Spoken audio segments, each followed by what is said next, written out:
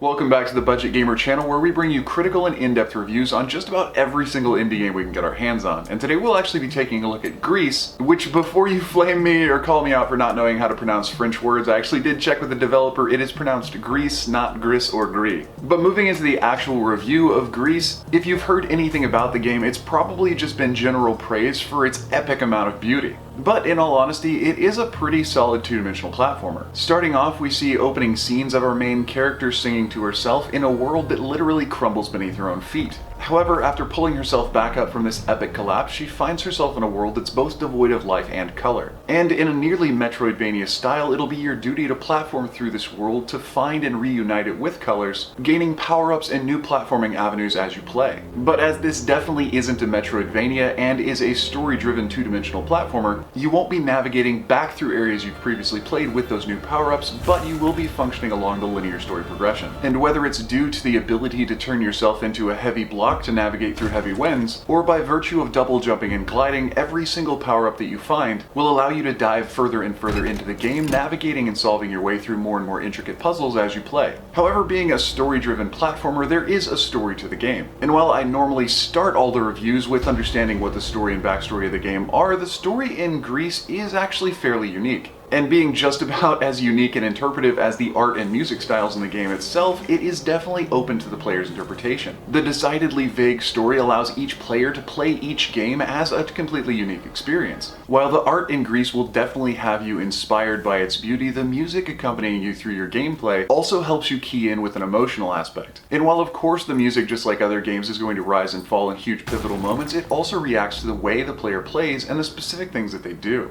And it's this sense that the music creates by reacting to the player character as well as the environment, scenery, and general story that really does create that immersive experience that makes the player feel truly engaged with the world of Gris. And while Gris is definitely one of the best examples of gaming actually being an art form, its strong suits do actually create probably one of the drawbacks that some players might find. And that is essentially that Gris is built around its art and its beauty and its navigation and unfolding story. However, as Gris as a game definitely does want to encourage players to explore and unfurl and develop and discover this world as they play through, there is absolutely no focus on combat, and even the somewhat quasi-boss battles don't have the potential to set you back in your game very far. And as there's really no way to get hurt or die or lose health points while playing through Gris, some people might see the lack of the ability to lose something as a bit of a loss of motivation. However, as you play through this metaphoric world, the definite developer's focus wasn't on loss but on gain. And not only just gaining game progress or gaining some idea about the story, but gaining this idea of exploration and maybe even some player insight for themselves. And while I can definitely understand that someone going into Gris with the expectations that it's just going to be a really solid and challenging platformer might be disappointed, I think anyone who's engaging with Gris specifically for its platforming elements might be kind of missing the point and therefore really easily be dissatisfied. And this may only be my opinion, but I do find the only fault with Gris being its duration. The game can easily be beaten even by a novice player in under 4 hours and much closer to 3. And despite there actually being some collectibles and some extra kind of side missions, there's really no way to draw out the game and make it any longer. And on that note, even though there is a chapter select after you've beaten the game, because you don't go back and play through the game with the power-ups that you've gained after you've beaten it, there really is not that much more incentive to play through again. But that being said, I would be totally happy to sit down one of my friends with the game and watch them play through it for the first time. And on the note of sharing the gift of gaming and passing on the experience of Gris itself, I have to give a huge shout out to one of my subs, James B,